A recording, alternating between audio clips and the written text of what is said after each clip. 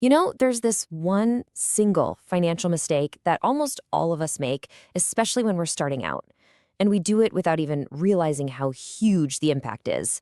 It feels harmless. It even feels responsible. So today, we're going to pull back the curtain on what it is, why it's so sneaky, and the really simple way to avoid it.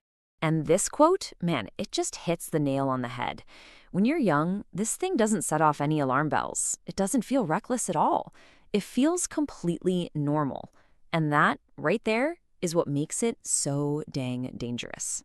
All right, so first up, let's get into why this mistake feels so natural. It's a story a lot of us tell ourselves, and honestly, on the surface, it makes a ton of sense.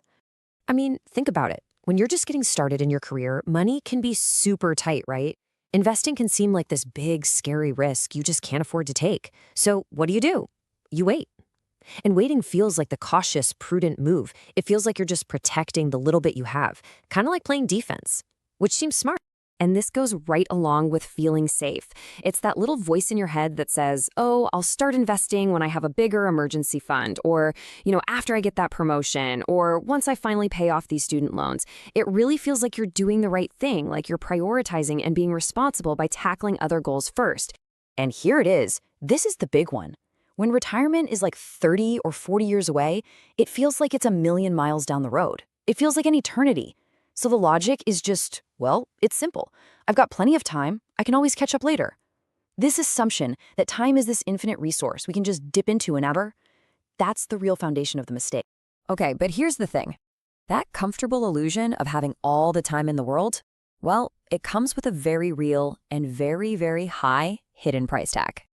The problem is, later isn't a real date you can circle on the calendar, is it? It's just this vague idea that keeps getting pushed further and further back. 1 year turns into 5, 5 turns into 10, and then you blink, and a massive chunk of your most valuable investing time has just, poof, vanished. So it's really important to get this straight. People worry so much about the big, dramatic stuff, like a huge market crash or making one terrible investment that blows up. But for most of us, that's not actually the real threat to our financial future.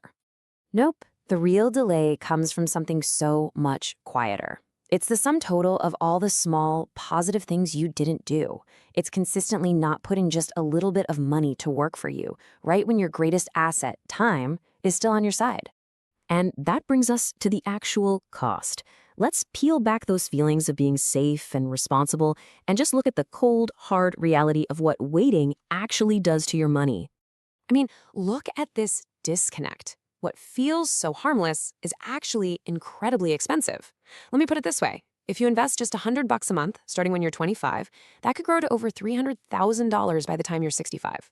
But if you wait until you're 35 to start that same $100 investment, you'd end up with less than half of that. That 10-year delay costs you over 150 grand. That's the real price of later. The feeling is the complete opposite of the financial reality. Okay, so we've laid out the problem, and it sounds kind of grim. But the good news here, and there is really good news, is that the solution isn't some complex secret formula. It doesn't require winning the lottery or having a huge salary. It's actually incredibly simple and something anyone can do. The mistake itself kind of points us right to the solution.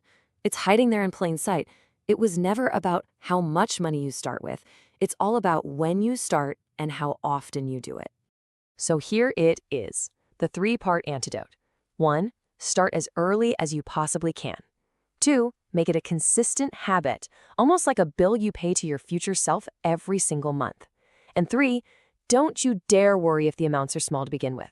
The habit and the time you have are so much more powerful than the dollar amount, especially in the beginning. So really, it all just boils down to this one question. The single greatest financial superpower most of us will ever have is the time we have ahead of us. The cost of waiting is paid with that time. So the real question isn't whether you can afford to invest, it's can you really afford not to?